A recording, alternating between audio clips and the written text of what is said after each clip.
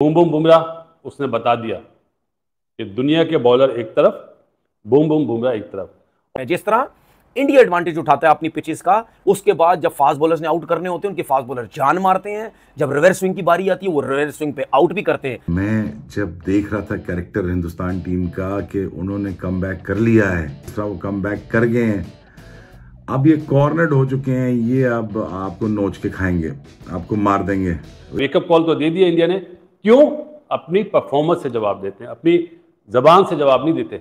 But ये था कि जो टीम ऑस्ट्रेलिया को नहीं टिकने दे रही, जो टीम इंग्लैंड को नहीं टिकने दे रही, वो बांग्लादेश को कैसे टिकने देगी? चैलेंज करना शुरू कर दे तो 17 सीरीज कोई टीम अपने घर में नहीं जीतती। तो this is a domination, this is world class team. Boom boom Bumrah उसने बता दिया कि दुनिया के बॉलर एक तरफ, बूम बूम बुमराह एक तरफ। और उसके पीछे कप्तानी आप देखें, कितनी जबरदस्त कप्तानी करी कि 3-3 ओवर के स्पेल कराए। ये बात मैं कहता था कि ये मिस्टेक करी थी पाकिस्तान के कप्तान ने। यहाँ पे गर्मी उधर भी है, 42 डिग्री है, फील्स लाइक यहाँ पे भी इतनी थी, लेकिन हर चीज का बोलते ना, टेस्ट मैच में हर चीज का टेस्ट होता है। वो टेस्ट अनफॉर्चुनेटली हम लोग फेल हुए। बांग्लादेश ने हमें आउट क्लास करा था, और बिल्कुल अपोजिट जब वो वर्ल्ड बेस्ट टीम के अगेंस्ट खेले तो वर्ल्ड बेस्ट टीम ने 6 आउट होने के बाद 376 करे। उसके बाद उनके बॉलर्स ने कितनी जबरदस्त बॉलिंग करी। आप ये देखें, बुमराह का भी पंजा लग सकता था ना, रोहित ने सिराज को बॉल दिया, सिराज ने उसी में अपनी दूसरी विकेट ले ली। टीम की जरूरत क्या है वो देखते हैं, इंडिविजुअल्स नहीं देखे जाते। मुल्क फर्स्ट, जो अभी विराट कोहली और गौतम गंभीर का जो इंटरव्यू बहुत मशहूर हो रहा है, उसमें यही बोला कंट्री फर्स्ट। तो रोहित ने बताया कंट्री फर्स्ट, इसलिए रोहित ने बोला था जो डोमेस्टिक खेलेगा वो इंडियन टीम में आएगा। मेरा ख्याल है फॉलो ऑन नहीं कराना चाहिए, लेट्स सी कि अभी क्या होता है। लेकिन जी बहुत ही बढ़िया बॉलिंग करी सिराज ने भी। आकाश ने जो 2 डंडे उड़ाए ना, आहा, ऐसा लगता है वो स्किटी बॉलर है ना, कि पेस नहीं होगी, लेकिन वो उसका जो मूवमेंट है, जो सीम है, स्विंग नहीं है उसके पास, सीम है। राइट हैंडर को वो आउट स्विंग करता है, लेकिन अमूमन 90% वो बॉलर सीम बॉलर है। और सिराज का सबको पता है, जडेजा ने 2 आउट करे, रिवर्स स्वीप पे भी आउट करा आज तो। लेकिन देख के ये मजा आ रहा था कि पता चल रहा था कि क्रिकेट इंडिया अच्छी खेल रहा है। मुझे ऐसा फील हो रहा था जिस तरह 6 आउट हुए थे, शायद बॉलर भी उस फॉर्म में ना हो। लेकिन जी जो बुमराह ने पहले ओवर में ओवर द विकेट बॉल करके एंगल बनाया, और फिर जैसे राउंड द विकेट आया पहली बॉल में डंडा, तो ये बोलते हैं कि form is temporary, class is permanent, यही होता है ना। तो हाँ, नेथन लाइन साहब ये मैच देख रहे होंगे, उन्होंने अश्विन की भी परफॉर्मेंस देखी, जडेजा की भी, बुमराह की भी, सिराज की भी, आकाश की भी, जडेजा की भी।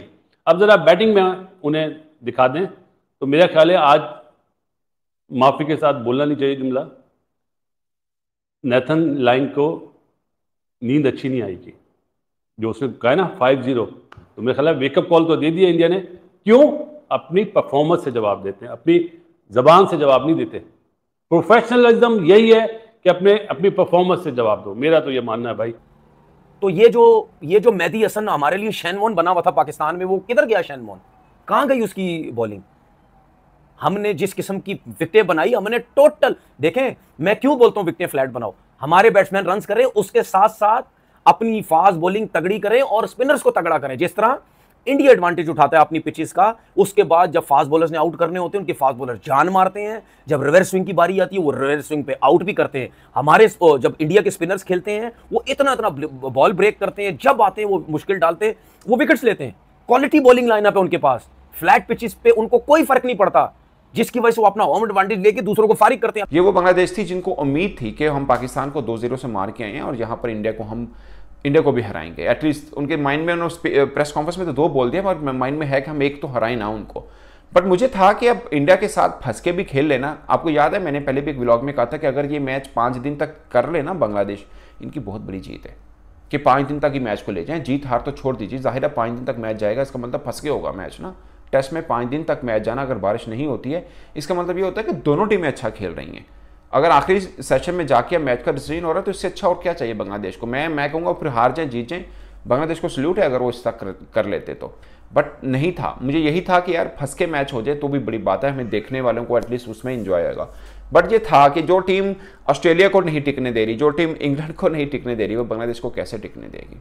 अगरचे बांग्लादेश ने थोड़ी बेहतर क्रिकेट खेली हुई है ओवरऑल एशिया में, मतलब पाकिस्तान को वो हरा के आए हैं, बट ये ना क्राइटेरिया नहीं है कि पाकिस्तान को आप हरा के आए हैं तो आप इंडिया को भी तंग कर लेंगे।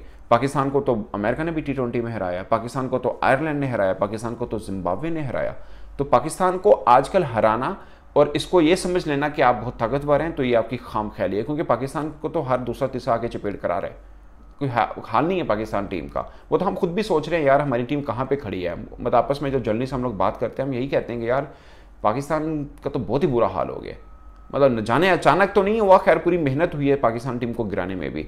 But coming back to India versus Bangladesh match, आप अब देखिए, आप उनकी बॉलिंग डिपार्टमेंट आता है तो उनका नंबर 1 बॉलर, उनका नहीं दुनिया का नंबर 1 बॉलर आपको मिल जाता है बुमराह की शक्ल में। आप 2 दिन पहले वो जो एक पॉडकास्ट दिया था गंभीर का और विराट कोहली का, उसमें विराट कोहली ने क्या कहा था, उन्होंने बोला था कि बुमराह को लोग वाइट बॉल के अंदर यॉर्कर की वजह से याद करते हैं, मगर वो टेस्ट के बहुत अच्छे बॉलर है।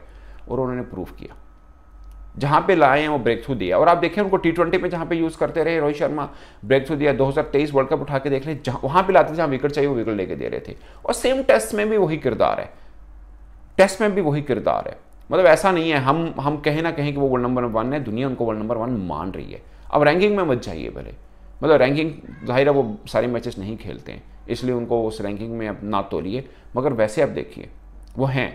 और उनका फ़ायदा क्या होता है, वो T20 के अंदर उनके साथ अर्शदीप होता है, अर्शदीप आपको नया बॉलर लगता है, मतलब एक अलग बॉलर लगता है। यहाँ पर आप दीपक आपको अलग बॉलर लग रहा है, क्योंकि साथ में बुमराह, जब आपके साथ में कोई बड़े कद का बॉलर होगा तो आपको दूसरे बॉलर भी अच्छे लगने शुरू हो जाएंगे, क्योंकि टफ मिल रहा होता है ना आप कैसे, बल्कि उनको फ़ायदा हो रहा होता है कि आप बुमराह को खेल नहीं पा रहे हो दूसरों का। अगरचे मैं एक चीज़ पे हैरान हूँ, बुमराह को इकॉनमी 4 की हुई है, मैं हैरान हूँ कि 4 की इकॉनमी से रन कैसे हो गए। ऑफ कोर्स अटैकिंग बॉलिंग है, बट यू नो कि 4 की इकॉनमी बुमराह को होना टेस्ट के अंदर भी ठीक ठाक, बट टेस्ट के अंदर एक्चुअल में बहुत ठीक ठाक है, क्योंकि वनडे में इतना नहीं खाते हैं।